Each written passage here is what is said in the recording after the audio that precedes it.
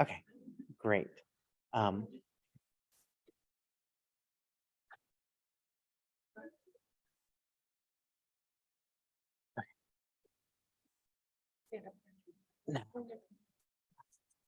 It's not actually.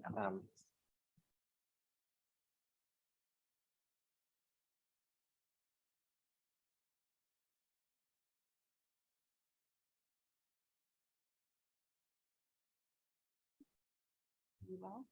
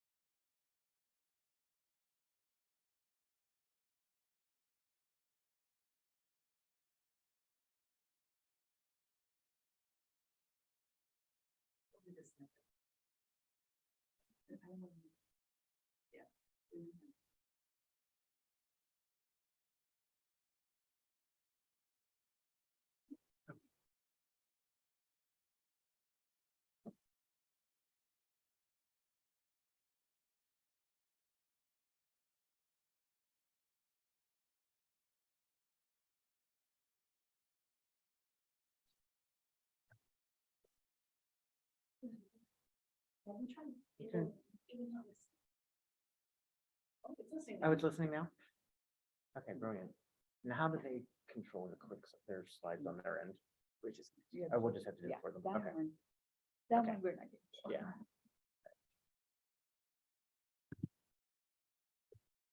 So Kat and Leisha, I don't know if you heard that, but whenever you have slides, we'll have to move the slides for you. Just you can verbally signal to us when you want us to move slides. That's-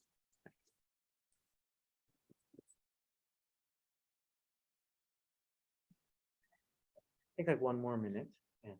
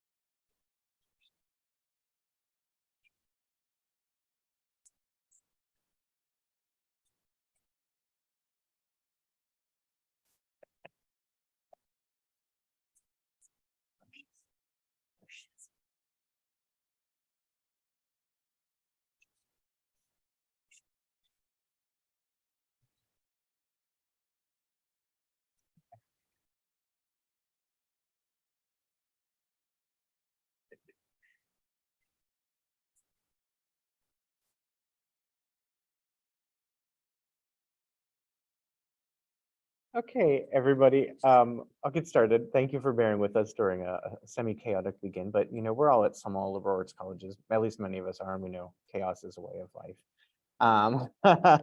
So thank you for being with us. My name is Josh Barszewski, and we the four of us put together this panel, I think, out of a sense of desire to have a community space, a moment of talking about the experiences of our jobs, because I at least, speaking for myself, sometimes feel that conversations around WAC are dominated by people who aren't at small liberal arts colleges. They're often discussed by people who have very different material circumstances around the running of programs, funding of programs, campus cultures, campus traditions, all sorts of things. And so the four of us ended up coming together thinking about like, what is it about, WAC at SLACs that's really interesting and it relates to sustainability, the overall arching theme of the conference. And so the four of us this is meant to be a roundtable that's interactive. So I'd like to hear your question or your answers to the free write in a moment, but just I thought we could start by introducing ourselves. So first, yeah, I'm Josh Barszewski. I'm the Director of Academic Writing is my title at Muhlenberg College, which is a small liberal arts college in Eastern Pennsylvania.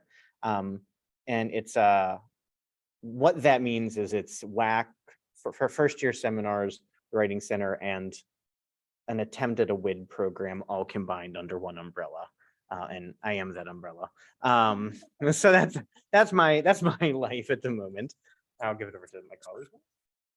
My name's Jennifer Yushkevich, and they actually don't know the term WPA at my institution.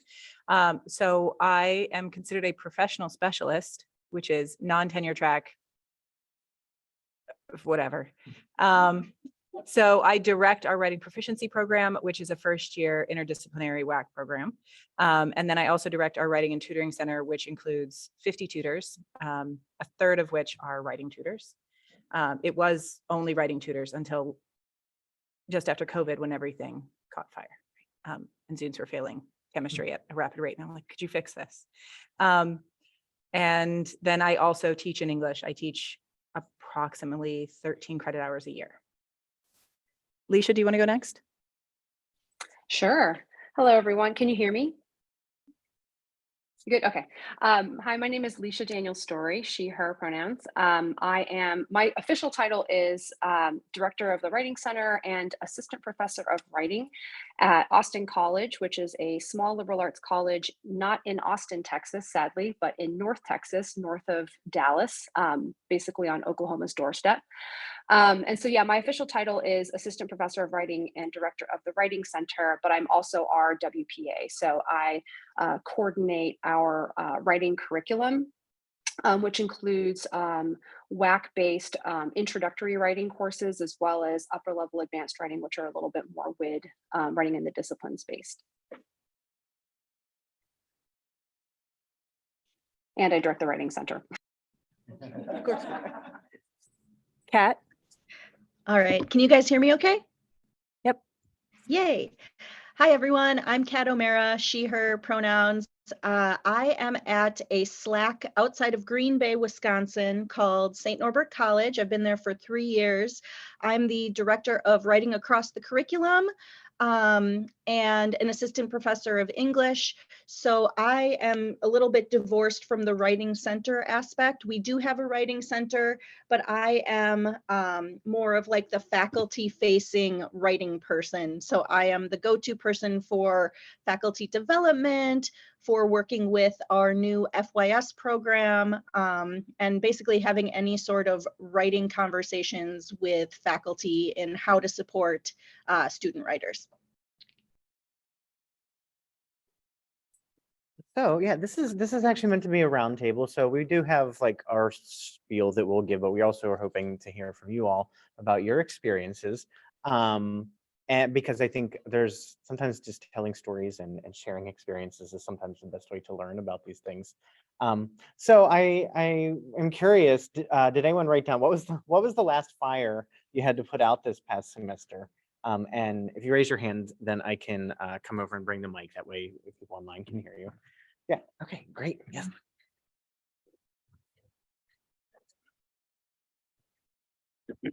So my whole world is on fire. But the last just, close proximity fire I put out was faculty emailing me about ChatGPT. So I rapidly put together a workshop on ChatGPT right after commencement. So it was really well attended, ironically, guys, really well attended. Like 30 people came to this ChatGPT workshop. but, you know, trying to manage their concerns and sort of help them understand it as a tool, but also as, you know, a call for the university to have more specific and direct language within their policies. So luckily, the Academic Integrity Board chair was there and really took home, I think, a lot of good things. So I joined with, I did this workshop with a computer sciences professor. It was really great to collaborate with him to try to put out that fire. So hopefully next academic year we'll have a little bit more concrete policies, but also a little less fear going into the term. So that's just one of the fires of many. My name's Amy Taylor McClure. I'm an assistant professor of general education at my school. It's called Compass. That's our general education program, but I also direct the Writing Center. I'm a WPA without a WP currently, but that's my task in the next academic year to create a writing program. Thank you. Yeah, that's all you have to do. And solve ChatGPT apparently. How about someone else want to share? Oh, fabulous. Only because my name's Amy also. I thought I should go next. So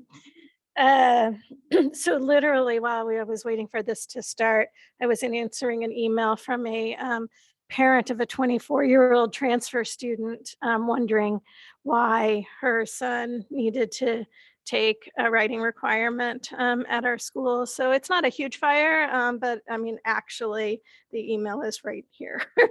So anyway, and explaining to her that I can't really talk to her about her 24-year-old son too diplomatically.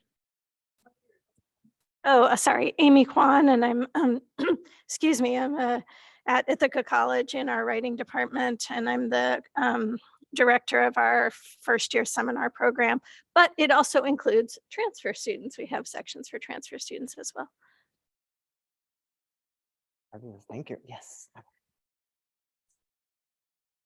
Hi, everyone. I'm Sarah Scripsky. I'm at Westmont College, SLAC in Santa Barbara, California. And the last fire I put out, I realized I've become a conflict mediator between our Dean of Educational Effectiveness and various aspects of our library program and our comm faculty, because I know more about program review than I really thought I did. But I guess over time, I've been tasked with a lot of program reviews. So when people have different models or different priorities of program review, they often ask me for advice. So I've been a conflict mediator lately.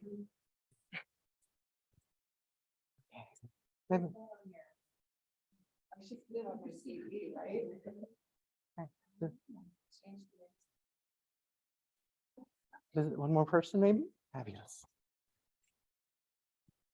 I'm getting my steps in for those of you who can't see.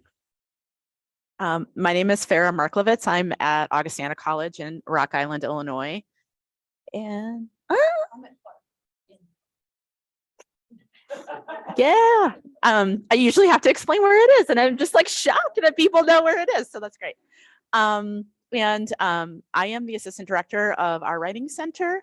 I was tasked with leading basically the equivalent of our first year writing program at the start of the year before last. That same year, due to budget constraints, they had conversations about reducing our year-long first year seminar basically sequence from a year to and 2 semesters to 1 semester. Those were conversations, but this year in the spring, I was tasked with chairing a working group to propose what that would look like. And I was advocating for some kind of additional writing requirement. So whether it be writing intensive designation or WAC or something. And I was all set when I started to chair this working group of like, let's figure out what WAC is. Like, let's understand where writing is happening in our college. And I quickly had to pivot to defending our charge and explaining it because faculty were grumbling that we were puppets of the administration, you know, like, will this actually save money? Which the question is probably no, or the answer is probably no if we're doing it well. But anyway, I had to like pivot to explaining what are some of the reasons and opportunities that we could leverage from this sort of new age of austerity at our college. And so yeah, I was hustling to get in front of faculty meetings, do all these things. And yeah, so that was a small fire, but the large fire is still really out there for us. Well, thank you, everybody. I'm overwhelmed and panicked hearing all the different hats that everyone had to wear. Conflict mediator, computer scientist, faculty evangelist, I guess, all sorts of different tasks we have to wear. So yeah, what we'll do now is we have I can do this, right? We'll sort of do our bit now. And then maybe.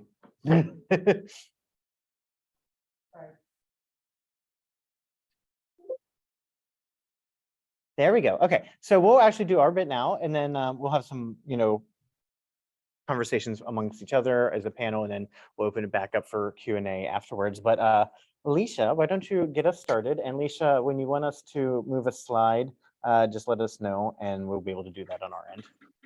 Okay, great. Thank you. I think I only have 2, so it should be fairly smooth. So hello again. As I mentioned in my introduction, I am the WPA/Writing Center Director. So I am the writing person at my institution, which I think a lot of us can identify with. I was hired 5 years ago to develop a new writing center, as well as coordinate a newly revised, and this was a faculty-led revision, writing curriculum. And you can go to the next slide for me. So I was hired to start a writing center and coordinate a newly revised writing curriculum that was part of our reaccreditation process. So this whole curriculum and writing program basically is part of our quality enhancement plan for SACS COC. So I had, and I do have, a lot of autonomy with the writing center, and a little less so with the writing curriculum revision, which preceded me. As the WPA/WCD, I also offer faculty development around teaching writing. And this is an area that kind of highlights a little of that hybridity of the WPA and the WCD, or maybe perhaps the nebulousness of my position and role. My writing, I'm sorry, I think I'm looking at a version of my talk that is outdated. Hold on, let me just make sure I have the most recent one. I apologize. There we go. Okay. My own writing people include a writing curriculum committee comprised of faculty from sciences, social sciences, and humanities, who mainly help me oversee the curriculum. They also include writing tutors and students who visit the writing center, as well as colleagues who participate in our faculty writing group, as well as workshops and discussion sessions on teaching writing.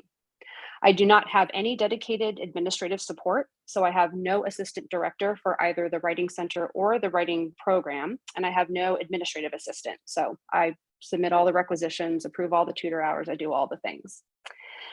This configuration reflects some of the unevenness I see and experience in my particular SLAC context. Lots of autonomy, fewer resources, less bureaucracy, but also ambiguity. And an example of that ambiguity, I was hired in a hybrid faculty staff role to start, and then transitioned to tenure track faculty a couple of years later, thanks to some colleagues who lobbied for this, as well as a new VPAA who was amenable to the idea. And so one of the challenges to making me tenure track was finding a departmental home for me that would make sense for the kind of work that I do. So ultimately, I was assigned to English, where I am the only writing person, and I think I will remain the only writing person, and I don't contribute any literary studies courses, which makes discussions of curriculum revision in English really interesting, right? So that's kind of where I live right now. I just finished my 5th year at the college, and this last semester I have been on family leave, and that's a benefit that I had access to as tenure track faculty, to be able to be gone for the whole semester. Note, not great timing to go on leave when, or maybe great timing to go on leave when ChatGPT explodes on the scene and becomes a major concern for faculty and writing tutors. So I really force myself not to check my email often. And yeah, other people were putting out the fires for me. So others stepped in to fill the WPA and the WCD roles. And as I return, I'm starting my return, I get to see how the writing program and the writing center run without me. I also get to re-see these programs with a fresh perspective, which is a part of why I'm really excited about this roundtable and this session. It's an opportunity to assess, reflect, and make adjustments. Now that these programs are running, are they sustainable, especially given many of the changes taking place at my college and in SLACs more broadly?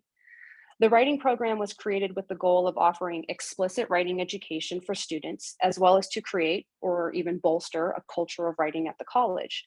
But what were the conditions and assumptions shaping that design 5 or 6 years ago? And how do writing programs adapt and endure when these conditions change? In hiring me and establishing a writing center, the college has made a commitment to supporting the writing curriculum, fueled by the quality enhancement plan that I mentioned before. I have a secure budget for the writing center in my position, relative autonomy to pursue programs and goals, and administrative support to make the writing curriculum work. This is also tied to a smaller college context, right? More flexibility and a lot of autonomy. In addition to working with departments and programs, I have coordinated with the VPAA and divisional deans to ensure writing courses are implemented across departments and programs and majors. I have appreciated general faculty buy-in for the writing program and the writing center, which I can attribute in part to their recognition that the writing curriculum is not an unfunded top-down mandate. Again, as I mentioned, the writing curriculum revision came out of the faculty. As the WPA, WCD, I offer that faculty development work, and the nebulousness or the hybridity of that faculty development kind of comes from the fact that I am in part selling the writing curriculum still by providing the faculty support that was promised with the curriculum's adoption. And I've worked with our Center for Teaching and Faculty Development to provide talks and workshops, as well as co-host events like our faculty writing group, as well as some faculty writing retreats. To build the program, I have been meeting with individual faculty, departments, and divisions to inform them about how this curriculum differs from the last one, which was an interesting thing, to learn about writing in their courses, as well as to hear about their questions and challenges, and to discuss how much of what they are already doing kind of counts as teaching writing, right? Teaching writing does not mean you stand at the board and diagram sentences. I have worked to balance carrots, so faculty development opportunities and support, with sticks, making sure that faculty and departments offer the writing courses required in the curriculum and that their courses meet the requirements for the foundation writing, which is our kind of intro level WAC writing course, as well as the advanced writing designations. The number and coverage of the advanced writing courses, kind of our upper level writing in the disciplines courses aimed at majors and minors, have grown steadily in the past couple of years. Advanced writing courses have also provided opportunities for kind of more disciplinary faculty development, I guess, coming together and talking about good writing in different disciplines and how this relates to the student learning outcomes of their classes, as well as the curriculum. And then the foundation writing courses are fairly established as well, though some of my concerns about sustainability involve how introductory writing instruction and advanced or WID-based writing instruction are mapped across divisions, departments, and faculty.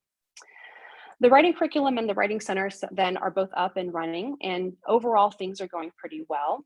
This 5-year mark and this conference have invited me to consider the challenges to building and maintaining a sustainable writing program, a sustainable culture of writing, given uneven investment and other changing conditions that reshape the identity and culture of this liberal arts institution, and that reshape the faculty, student, and staff experiences. So you can go to the next slide for me. So some challenges, some questions, some concerns. At my college, I see increasing institutional emphasis on what I'm just calling visibly professional programs.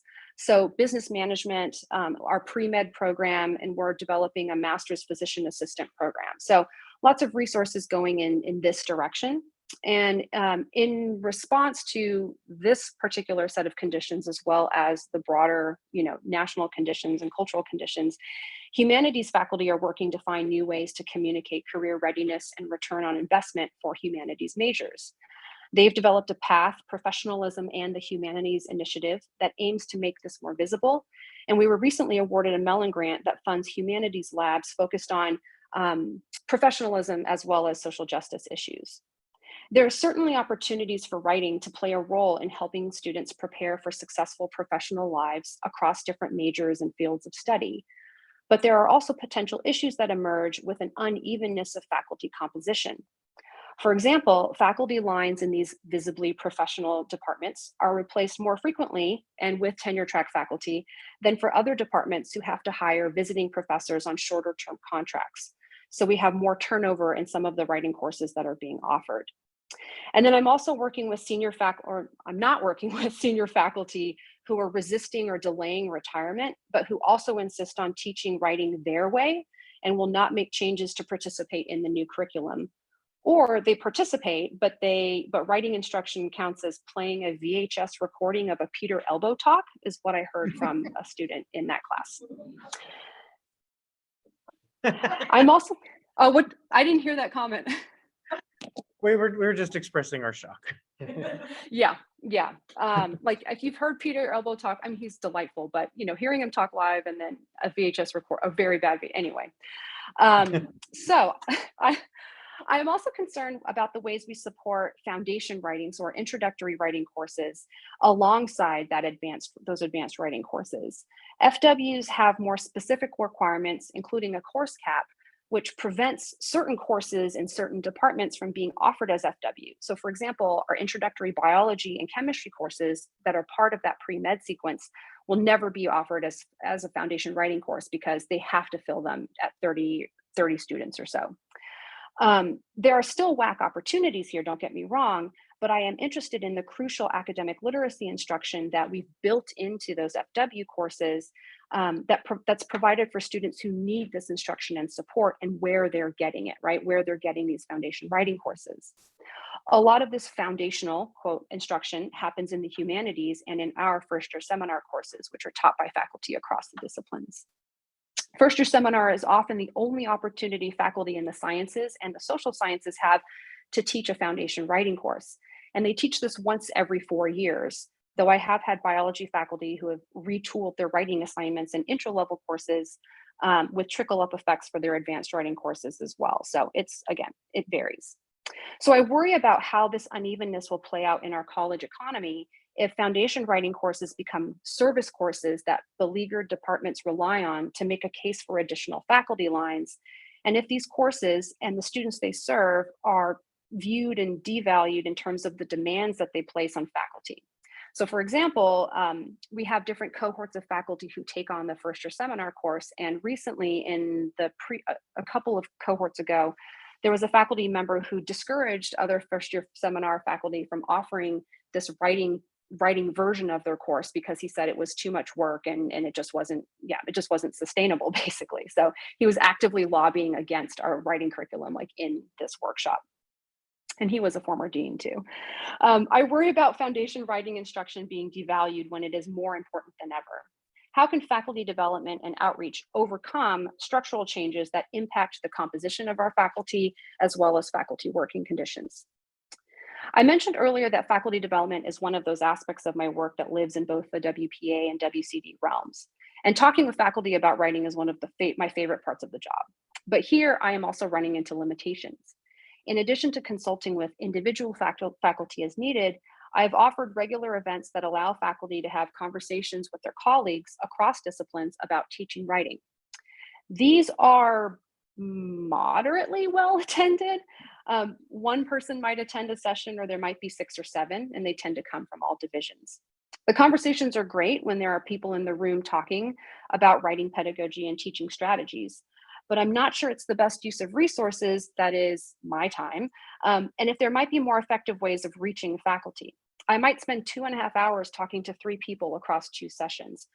There are faculty who will never attend because they don't attend anything. And there are also faculty who will never be able to attend because they are teaching and because our days and weeks are so full of obligations. And I'll note here that, our faculty also serve as advisors, academic advisors to a group of students. So we each have, anywhere from 10 to 20 students that we're advising. I don't know if there's an "if you build it, they will come" kind of topic. It sounds like it's going to be ChatGPT and large language models. And so that's definitely on the horizon for me. And I don't know if additional support or assistance in organizing and marketing could improve participation. Maybe I need to change these events entirely and give up on the alliteration of Writing Wednesdays, which is what they were. I want to build programs that center faculty learning from each other and sharing resources with each other, with me as a guide and as a support. But we need people in the room for that to happen. So what entices faculty to carve out time to discuss writing pedagogy besides a free cafeteria lunch? Will summer initiatives with stipends be enticing for folks who are more and more coming to see their time off as more valuable, especially after the start of COVID? And does this single writing person have the capacity to develop and facilitate these anyway? So to conclude my part of this roundtable, I have some questions, issues, and tensions that I have identified here, as well as a couple of other thoughts that are relevant for my WAC or writing program sustainability, as well as maybe for others. So being aware of the potential distribution of introductory writing courses across the college, how can I obtain and develop resources for more dedicated introductory writing instruction, especially for students who may be better served with basic or developmental writing support? How much can I and or my peer tutors take on? Do I make a case for another faculty position? And how do we define the scope and frequency of faculty development, program building, and culture building, given the limitations of faculty time and energy, when even additional stipends for summer work might not entice those with low bandwidths, including me? My writing curriculum committee that I mentioned at the very beginning, at this point largely plays an oversight role, as I mentioned, and I'm not sure how to shift that to help with faculty development without creating additional unpaid work for them. Can I bring in faculty partners and draw on their expertise and compensate them? And are there other options or models? I'd love to hear from you all about that. So I do have some additional questions for my co-presenters once they've shared, but I want to give away too much. And so I look forward to our conversation. Thank you.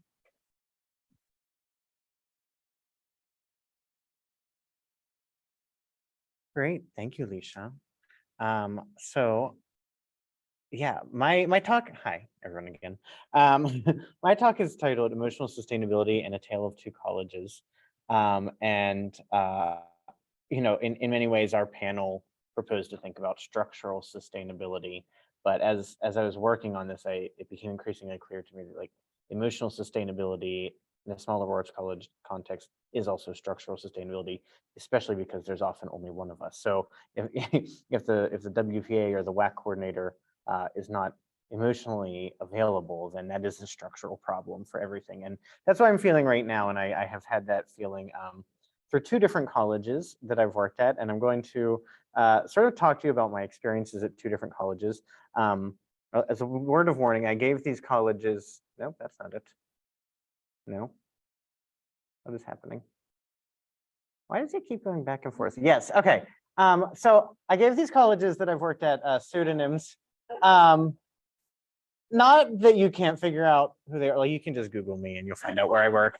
But it's actually because, in part because my current college president is very protective of the college's reputation, and she doesn't like anything like that might dismiss the college to be out there in the world. So the fact that she's spending thousands of dollars to send me here, I think is, I thought, okay, I'll give us a pseudonym. But yeah, boy. Anyway, so I've worked at two different colleges that are on paper don't seem that different, but the lived experience of them is very different. The first one is called Mark Twain College, which is in the southern tier of New York. It has a population around 800 students. It's not a wealthy college, but you know it has some programs that it's particularly good at, particularly its nursing and business programs. I often think it's like small liberal arts college. It's the liberal arts aspect of it, I think, is decreasingly central to its identity, but it has a history of as a liberal arts college, and tends to pull students from like upstate New York, rural Rust Belt towns, career-oriented, many first-generation students, many athletes. And then I ended up leaving there after a year, which I'll talk about in a minute, to go to the college I'm currently at, which I call Frankie Grande College, after one of our most famous alums. And that's in Eastern Pennsylvania, slightly bigger, much more. Well, it's still not that rich in total grand scheme of things, but it's much more money than where I had been, and is a much different vibe. Like this is a college with a ton of theater majors, a ton of art major. I think theater is actually the biggest major in the school or something like that. A very queer student population, largely middle and upper class. We tend to pull from Metro New York City, Metro Philadelphia. But and it's a school that I think in terms of mission as well as student culture tends to thoroughly embrace the liberal arts aspect. And so when I first proposed this talk last year, I was kind of in the headspace of thinking, okay, Mark Twain College was a bad experience, Frankie Grande College is a good experience, and I'll talk about why. After a year, I no longer think that that's necessarily true. So I'll start sort of at the beginning. At Mark Twain College, I was hired with a sort of provost and faculty mandated mission to burn down the writing program and rebuild from the ashes. After a highly damning external review pointed out that the academic writing program that had existed prior to me was failing students with retrograde pedagogy, which caused retention issues, introduced inter-faculty conflict. There was a lot of problems with this. I was hired in February 2020 to become the head of the writing program, and I assume you remember what March 2020 was like. And so to avoid financial closure, Mark Twain College laid off 20% of all faculty, including the entire staff I had just been hired to manage. So there weren't really any ashes left to build from at all. But I had carte blanche to do as I saw fit, albeit without a budget or staff that would actually allow me to do anything. So you see the issue here. I started with just feeling I was continually demoralized, like my experience and my expertise was being wasted. How can one reform a writing program that, for lack of a better term, doesn't really exist? And yet, at every step of the way, I found allies who were there to sort of emotionally support me and to help me along the way. The head of the General Education Committee who worked with me to provide a plan to make sure students got some writing instruction despite the fact that there weren't any writing teachers, English department colleagues who agreed to teach overloads, colleagues in biology and chemistry who helped me to get a writing fellows program up and running to fill in the gaps, as well as a librarian who helped me to recruit writing tutors. It was a ton of work. And most of it wasn't really what I had been hired to do. I had been hired mostly to do faculty development. But I had allies to help lighten the burden, and it wasn't great, but I got through it. But nevertheless, I ended up deciding I was worried that this college was just like on death's door and was not going to survive, which is probably still true, but that's neither here nor there. So I applied for a bunch of other jobs, and I was hired then at Frankie Grande College, and where I had a much different situation. There were a lot of perks, to this job: a much higher salary, a much better location. I have a full-time staff member to help me manage the day-to-day operations of the writing center, which theoretically is supposed to free me up to do like bigger picture thinking and bigger picture work. There's also a really strong culture of writing on the campus of Frankie Grande College.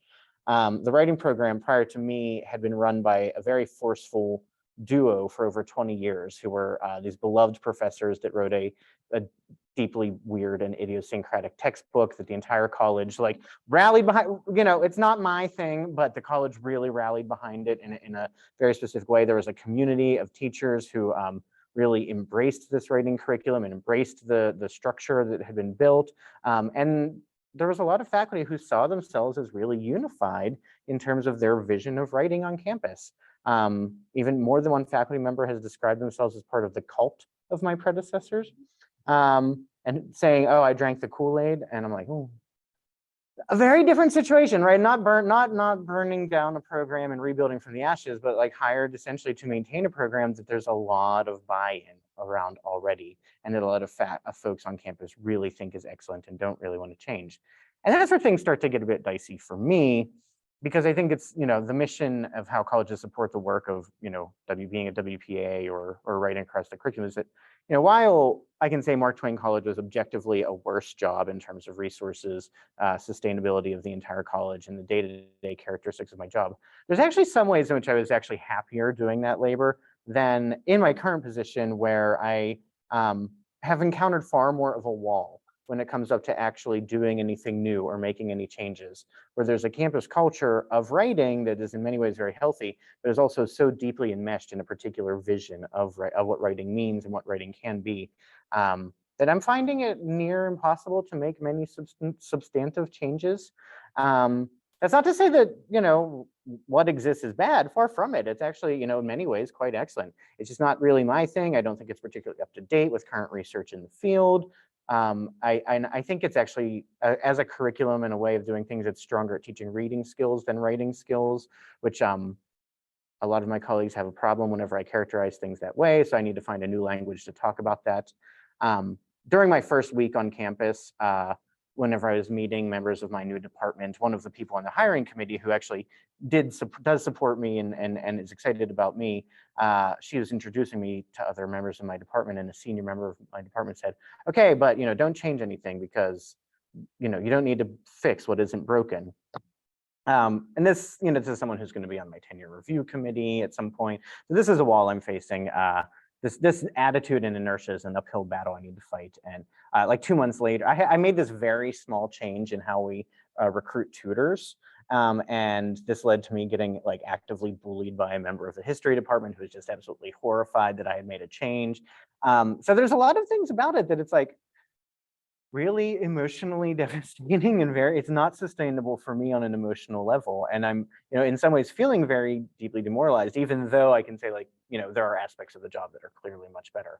So I'm in that headspace right now. And it's making me realize that like, being given the ability to build and then garden a program over time, I think is probably more emotionally sustainable. But for me, we have, I want to think like nationally, like we can't all be builders all the time. We have to at some point set up things, let them run, let them flourish. So I don't know exactly what to do with all of this other than, I don't know. Movements and not stagnation seems to be key, but also that's a lot of work on us. The glimmer of hope I have is that I'm sort of slowly but surely seeing the potential for intentional alliances with folks across campus who maybe were never on board with the old program in the first place. I did have actually one more slide, which, okay, that's just the distinction between the two colleges. Yeah, I am seeing some cracks in the old program. The library staff has been really like pushing to include more research skills across the curriculum. Our DEIB director, who really wants us to start engaging with anti-racist content. Folks who teach upper level writing and disciplines courses who have always sort of been somewhat skeptical of the first year seminar program. So I'm seeing some cracks. I'm trying to make really intentional alliances with people to sort of lighten the bird and make it more sustainable for me as an individual, to see how can we actually, make changes? How can we, do something new? What's a new basis for a new program that we can actually, outlive just me or anything like that? So I guess that's my thing. Who's next? You. Okay, fabulous.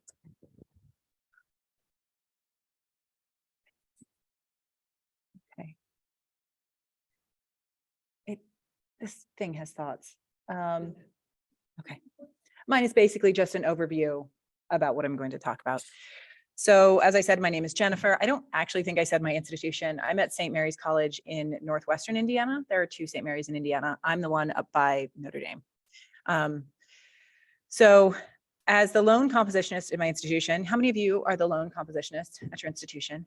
Yeah, there you go. It's nice to see friends, isn't it? Oh, isn't it nice to go around the hall and not explain what WAC means for like 3 days and then debate what WAC means for 3 days? Anyway, so I regularly make the argument to faculty and administration about the centrality of what we call our W program to the curriculum. Over the past 2 years, I found myself framing these arguments in light of institutional and generalized concerns with attrition, right? This is the thing they're worried about. So let me explain how we respond to it and how we can be part of the solution. So concerns with attrition, just to brighten our days. Concerns with attrition have both a faculty and a student side. We have had more than the typical number of tenure track or fully tenured faculty leave our institution in the past 5 years. Many to other institutions, but honestly, they just leave academia. Have y'all seen this? Yeah. One was our division director, and she's like, yeah, I'm out, I'm done. I think that just pushed her over. And now she posts videos about like circus arts dancing. I'm like, good for you. Their reasons for this are varied, but it means my institution is one among many scrambling to find out how to improve retention. Some institutions, especially those with more financial resources than my small liberal arts, Catholic, historically women's college, are becoming creative. For example, I don't know if you read the story about Virginia State offering a $10,000 home down payment incentive to get faculty to join and recruit. Yeah, this along with other incentives on the administrative side, such as more working from home or remote options, adjusting benefits, and so on, is in response to institutionally specific and generalized data. The 2022 Coupa survey shows that many faculty and staff are considering moving to a new job within a year, many leaving academia altogether. The president of my college, she started in spring, or she was hired in spring of 2020. She's an English like her history is English, but she has lots of energy, and she used conceits a lot in her email, like long ones about cycling. She's lovely, but I've yet to understand. She just shared a recent Deloitte 2023 Higher Education Trends report with our board a couple of weeks ago. This report notes, and here's a quote, "Out is the old rule book where campus employees tolerated low pay and a heavy workload in exchange for fulfilling a mission they believed in. In is a new rule book where employees want improved work-life balance, advancement opportunities, and flexible schedules with options for hybrid and remote work when it suits their needs." Just linger with that for a minute. I don't think our desires have changed, honestly, Deloitte. I think we just made it so you couldn't ignore them anymore. That same Deloitte report flips the coin and notes that we are currently at the high water mark for enrollment, as our toes are already over the edge of the 18-year-old's cliff.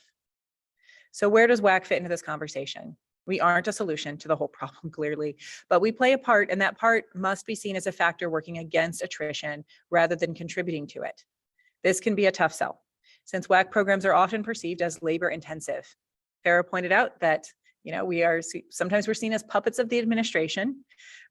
Sometimes we're seen as too liberal arts program driven in culture that seems more career and professionalization driven, as though those are contradictory to each other.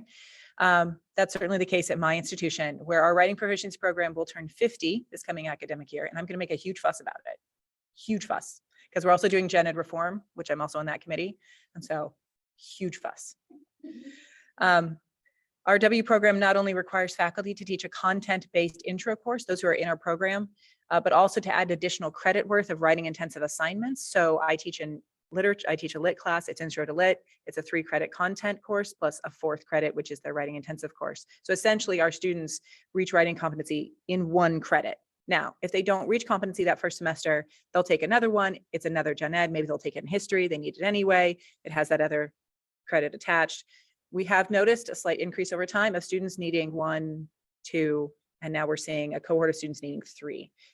Only at that point have they taken 3 credits though. So in terms of credit, we are actually incredibly efficient for the college, which I say all the time. We are not a burden to the gen ed requirements. Sorry, I lost my place. So I'm happy to go into more detail about how we assess that competency if you have questions. But part of it is a portfolio reading process. So we're seen as burdensome because faculty volunteer to be portfolio readers. It gets as part of their service to the college. That used to be lifted up more, but now that we have increased research sort of attention, faculty are kind of trying to pull back on service. So, all these push and pull. The challenge is flipping these arguments on their head and noting that this very labor works against attrition by creating an ongoing environment of professionalization and interdisciplinary community building. This argument extends beyond the courses themselves and into the program's wider service to the campus community through monthly workshops and resources. As many of you have noted, you also organize and host. These workshops showcase how nimble and responsive we are to current concerns in higher ed. As Leisha described, because we have more autonomy and flexibility, although that clearly hasn't been true for Josh, so I don't want to generalize too far. But in my experience, the program has been able to invite speakers each semester to help push faculty in new directions. Reading groups and sessions about translanguaging and supporting first-generation students are 2 examples. As many of you groaned, I imagine you, like Amy, also took the lead in responding to the ChatGPT concerns this past academic year. Our session on that, which we held last November, thankfully thankfully last November before winter break, was the most well and broadly attended workshop at our institution that semester. These do more than help with professional development, though, since they are tied directly to questions faculty who teach our courses have voiced, or in the beautiful instance where I actually answered the question before they all panicked, they're a chance for them to know that their needs are being heard and met, whatever their discipline, position, or rank. The community of scholars created among our instructors, readers, and workshop participants creates an interdisciplinary support network for new faculty, a fact I bring up in the provost's office regularly when we meet. On the student side, many classes in our program, and again, I don't think our program is unique in this, are some of the smallest and most collaborative that students have during their time at college. Typically, we find courses listed as WAC, including many of the features that build them into high impact practices as defined by George Q. Regular contact with peers and faculty, engaging with material in new and compelling ways or settings, regular feedback, and integration, synthesis, and application of knowledge. That's from an article from Bouquet and Lerner about how WAC really does do great high impact practice work. Participating in 2 such high impact practices has been shown to increase retention rates, especially for students from historically underserved backgrounds. In fact, the AAC&U specifically mentions writing intensive courses as a type of HIP for these reasons. So by also being director of the Writing and Tutoring Center, I'm able to change the nature of discussions on campus about W classes through the tutors. I do this all the time. And I tell the tutors I'm doing it. Like, I'm not trying to be sly about it. I tell the tutors they're going on a mission. If a philosophy faculty member who's a delight, longstanding teacher and our instructor in our program, she's wonderful, but she's gotten a bit stuck lately, but she has a favorite student, and that student is a tutor. And I told the tutor, I said, you're going to be your designated tutor. Bring her back. Trust. And she's working on it. And she tells the faculty member she's doing it. Like, it's all open and great fun, but yeah. So we have designated tutors for each W course who deploy the language of the program's rubric in their tutoring session. So we're trying to create consistent language. We serve as a nexus point for materials as well. When faculty share their handouts and processes by which they teach writing in a workshop, for example, we credit them. We take that handout. We say this is from, Dr. Laura Hagewood, and we put it into our materials in the Writing and Tutoring Center. And then we use those materials when we tutor students, whether it's for their class or another class. For example, that lit faculty member's handout about how to interpret faculty feedback has been shared with students who come into the Writing and Tutoring Center with questions about how to revise based on the feedback they got from their faculty. Thus, we serve as a kind of deployed institutional memory for the program and the college, normalizing our language and approach and promoting transfer of learning. I admit, I'm gonna be a little petty here. I admit I get some low road satisfaction when I send resources to faculty who request. For example, they'll send me an email saying, I'm really struggling with peer review in my class. Do you have any resources? And I send them this really wonderful resource made by the person whose office is across the hall from them, who shared it in a workshop that faculty member I know just skipped. Like, they've got a lot going on. I get it, but I do I get a little flutter when I'm like, here, this is from Lisa. It's great. You should use it. Yeah, I know, it's great, right? I actually get more high road satisfaction when I have the same request from a faculty member who isn't in our program at all, like a nursing faculty member who has a big assignment, has never taught students how to peer review, says they're feeling overwhelmed, they don't know how to do it. I'm like, we've got you. Look, here, use this. If you got questions about it, let me know. You can also ask the faculty member who made it, because she has a great approach to this. She's in creative writing. And it's one wonderful way to build solidarity, not just between my program, but between faculty with each other.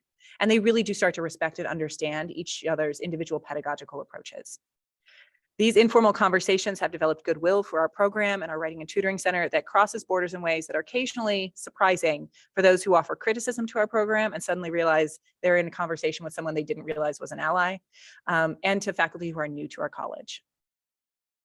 So arguments like these are how I've been intervening in conversations with administration about support for our program, especially as part of the larger gen ed reform process, what Josh laughingly called being a faculty evangelist just now, and what Farah described as a key pull in her time and energy these past 2 years. This is where I've been putting a lot of my time as well. At St. Mary's, I also use our assessment data, which is, I think, probably also true for many of you, the most long-running, coherent, clear, and best data at the institution. I give lots of credit to my predecessors on that, to show that our program is one curricular piece that is noticeably working with regard to our retention issue. While faculty may grumble about the 4-credit requirement, our exit survey for transfer students show that the credits aren't why students are choosing to leave. They more often leave because of personal or family reasons and in order to pursue majors not available at our institution. Even as we look at slimming down our gen ed program this coming year, our WAC program has the assessment data and alumni support as well, especially among alumni tutors, that make it difficult, although not impossible, to find itself on the cutting block. Right. Kat, you're up next. All right, thanks. You guys can still hear me okay, right? Cool. All right, so thanks so much to my panel colleagues for their discussion and presentations thus far. As mentioned, I'm Kat O'Mara. I direct the WAC program at St. Norbert College, a SLAC in De Pere, Wisconsin, right outside of Green Bay. As is evident in the first three talks, sustaining the visibility and viability of WAC programs at SLACs necessitates perpetual labor and attention. And always, the work we do is important, imperative even, to so many different institutional processes and student and faculty experiences. And yet, it often feels like we're the only ones thinking about these things. Who would accomplish what we accomplish if we weren't around to do it or to worry about it? My brief presentation today focuses on this essential WAC at a SLAC work set against the backdrop of my own college, which has recently gone through some large institutional changes. My own positionality and context parallels those of each panelist. Like Leisha, I am the only academic writing person on campus. We have a designated creative writer, and certainly all the disciplinary faculty who teach our WI courses have specialization and training in supporting student writing. But I'm the only English faculty who teaches courses in professional writing, expository writing, and other similar curricula. My WAC directorship is an amalgamation of Joshua's experiences. I have both relative autonomy and modest funding for my program, and I've also started to cultivate intentional alliances across campus. And as Jennifer noted, my goals are also aligned with an interdisciplinary focus to establish more robust buy-in from faculty, and I've often tied my WAC work to student retention to get initiatives off the ground. That SNC specific one is fine. Speaking of retention, as this whole Zoom session started, I saw an email come through from our Office of Institutional Effectiveness that I was voluntold to be part of a brand new retention committee, like today. So yeah, definitely a lot of through lines. However, there are some distinctive characteristics that shape St. Norbert's WAC program and my position. Since being hired 3 years ago, my institution has been at the whim of a constant revolving door of upper administration, not just our college president and the VPAA/provost, but also regular upheaval among divisional deans and in roles like the Dean of Curriculum and Instruction and the Chief Diversity Officer. This pervasive turnover means that it has been a struggle to forge any lasting relationships with administrators or anyone above faculty level. In addition, a variety of new initiatives has shaped my campus since my hire. Across campus, there's a new first-year seminar program for incoming students, and there's been a college-wide effort to update and kind of cull the programmatic assessment of our core curriculum. And specific to WAC and writing, I rolled out a WAC Fellows program for faculty to offer upper division, junior and senior level writing intensive courses. I also worked with admissions to revamp our writing placement process for incoming students, including transfer students. And finally, an added arm of my WAC responsibilities is that of liaison or point person for the dozen or so local high school teachers who offer dual credit English courses for college credit. What I'll reflect on today is how my intentional alignment of WAC work in light of this backdrop of perpetual change contributes to the program's visibility and viability. Next slide, please. So intentional alignment to me means being in the right place at the right time. Visibility looks like figuring out ways to obtain and keep a seat at the table, seats at as many tables as possible. When I started as WAC director, I inherited an ex officio position on our college's core curriculum committee. This meant that I could speak up and advocate for WAC during discussions about the core, in conversations regarding those caps for writing intensive courses, and when the committee created a new core assessment. But this role also opened doors for me to be invited to additional dean's meetings, which I believe the WAC director had not been a part of these conversations until I landed on campus. In these meetings about enrollment, course offerings, and scheduling. In these conversations, I found myself having to explain to people with much more institutional power and a much higher paycheck than I get, the benefits of offering more developmental writing support and how it takes someone with specific training to teach a class like this effectively. Advocating for WAC visibility on campus means I don't mind being the fly in the ointment or the squeaky wheel, an advocate, an ally, and sometimes, as I've been told, an unrelenting pain in the butt. This labor looks like continually reminding faculty of the importance of written communication, no matter the student's major. I'm the go-to person when a poli-sci professor worries about ChatGPT and wants to air her grievances over coffee, or when a colleague in music wants advice approaching a student about a possible plagiarism attempt, or when a theology professor is pissed about the quality of response his students are getting from writing center tutors. I work with our registrar to ensure there's enough writing intensive classes to meet enrollment needs, with our advising point person to refine the writing placement procedures, and with our honor code facilitator, speaking of recent fires, to review the academic integrity language in the student handbook, and with the faculty development coordinators to revise the syllabus template to include a statement about AI in writing. Visibility and viability of the WAC program does not just mean on campus with matriculated students and staff and full-time faculty. For my context, it also includes outreach within the local community. I do not know anyone else on my campus who opts into driving out to local high schools to observe dual credit teachers in their element, or who would want to clock 30+ hours of their spring semester reviewing writing placement surveys and Zooming with nervous incoming students and sometimes their parents about writing in college. It's taken me 3 years in my gig to be recognized as the go-to writing person for faculty on campus, and I still get mistaken for the writing center director, which happens all the time. I feel an unyielding responsibility to be this person who helps faculty, staff, administration, and community partners see the forest for the trees, to use one aphorism, or to employ another, as you see on this slide. Suffice it to say, I feel compelled to do everything, everywhere, all at once. Next slide, please. So I'm grateful to have a course release built into my line each semester to help balance the time spent on all these tasks. And I'm even more grateful that my colleagues and the administration trust my expertise and are open to my ideas and my interest taking part in so many initiatives. As WAC director, I've learned to lean on others. And still, despite all of this meaningful work, conscious collaboration, and concerted labor, I struggle with feeling like it's never going to be enough.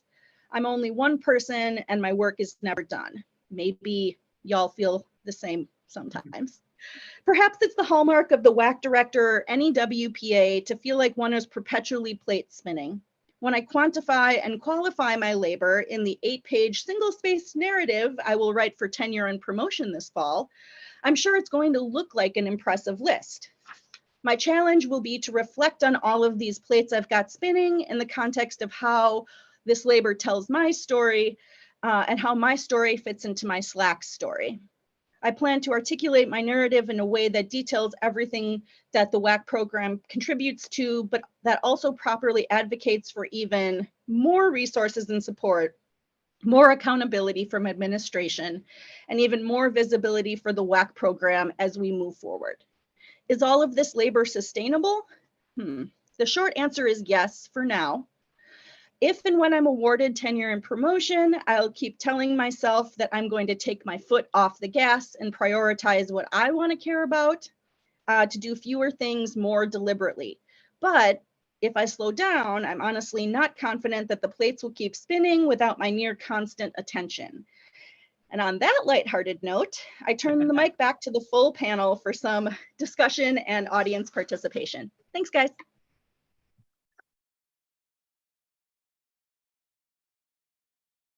So we have 10 minutes for Q&A. We also have a couple questions that we prepared kind of for each other, but I'd rather give you all some time if you want to talk to each other or us. Let's just take a second, get up, breathe, wonder about existence. Yeah. And let's just take a minute.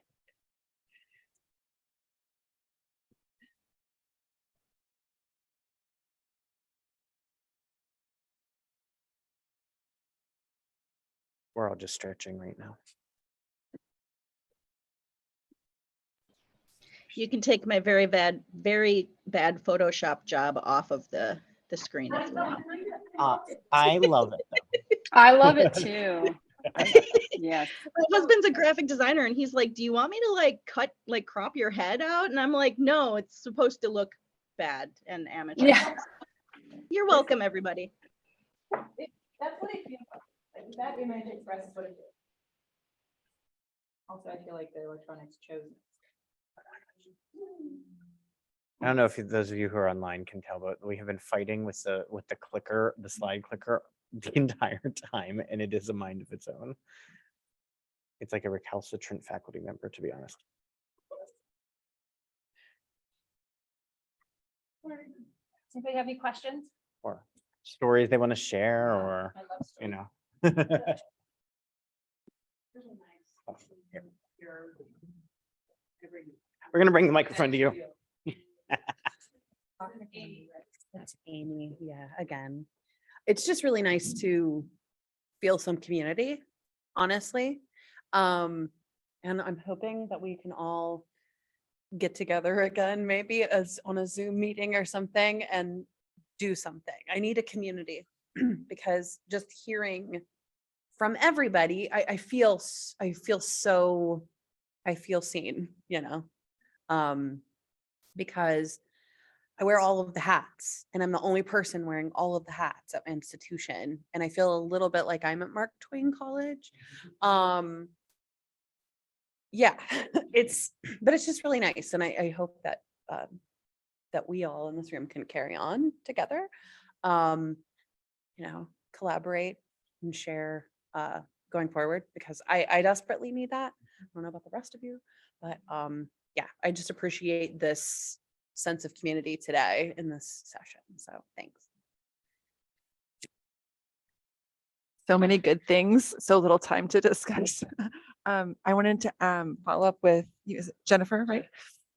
About some of your counter arguments that I think are really useful. I think those are such good models for many of us. And I think, you know, talking a lot about our role in student retention is so important, and providing evidence of that and being in the right rooms and the right, inviting yourself and getting yourself into the right conversations many times is like so important.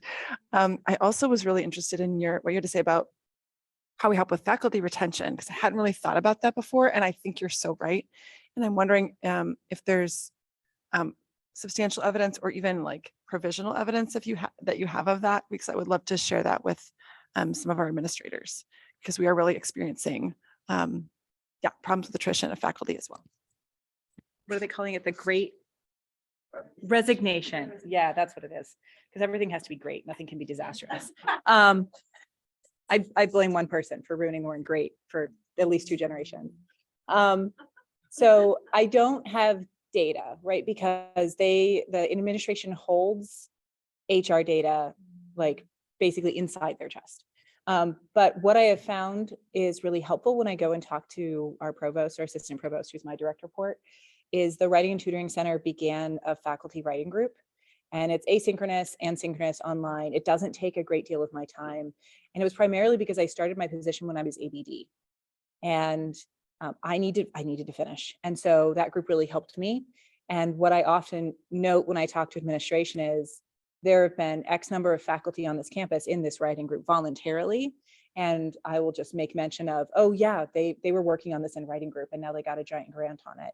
And I found that data to be really helpful in making the case. And it's also, again, helped with solidarity, because I see these people on campus. I'm like, hey, how's that article going that you were working on? You were writing about thrashers, right? Which is this kind of bird. And so I get to see their writing, which is the quickest way to just build solidarity or shame. That's fine too. In terms of retention, I generally know when people are leaving before many other faculty know. So that does help me prepare as well, because I know that that person who taught our only course in biology that held a W, they're leaving. And so we can't count that one in our sort of numbers moving forward.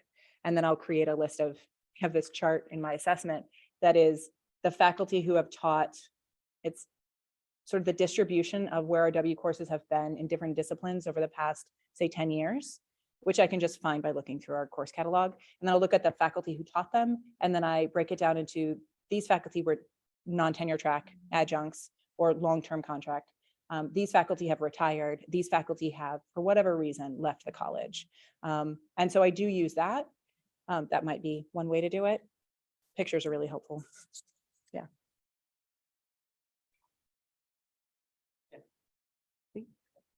So someone just messaged me and asked actually if we could get a name of people. If you want to be like taking any suggestion and form something that outlives just this moment so that we can support one another, we can pass my notebook and put your name and email and we can set something up.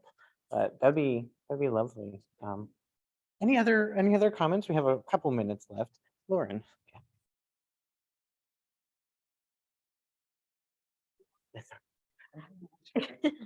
I just wanted to comment also on this faculty element. I'm at Wesleyan University, only writing person, well, no, one of two, and then a rotating tenured director that we don't pick or anything.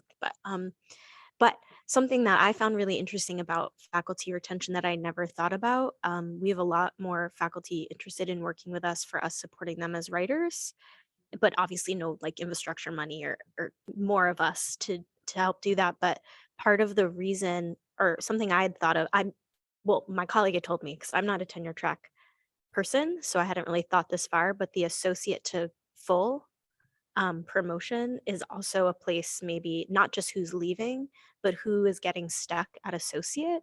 And I think that's a really great place for us to come in, because that tends to be the moment where someone is kind of starting a project anew, or without the sort of infrastructure of a grad program and grad advisors, or like even the data sets and the research that came out of grad school.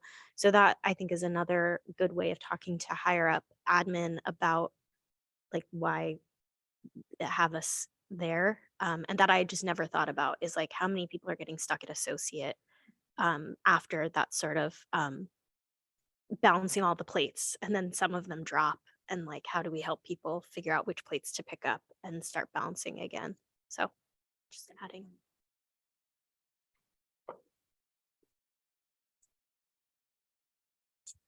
I had never actually thought about faculty retention before, even though my college is currently having this problem. Like just even last week, a faculty member decided she's done with academia, and I had to, as the WAC person, I had to find the person to replace her class. So it was terrible. But I'm now thinking of like the labor issue that for at least a couple of us in the room, like we got these jobs right out of graduate school, and like or even were ABD at the time, and so like to be thrust into a position of now thinking about faculty retention when we haven't even really been faculty ourselves for that long is a really wild. I mean, even dealing with student retention is its own big hurdle.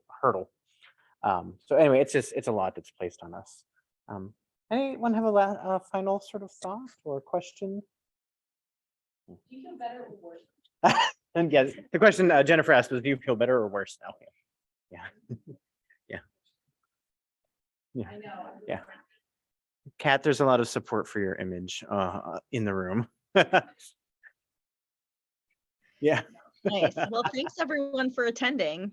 Yeah, Hope thanks to every- hear from everyone on an email or something.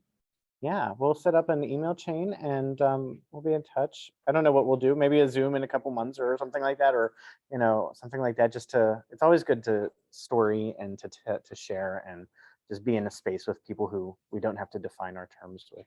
Oh, one thing. Oh yeah, those who are here can do lunch. Yeah. But for everyone who's online, thank you, and I guess good luck. See you all at the conference. Yeah.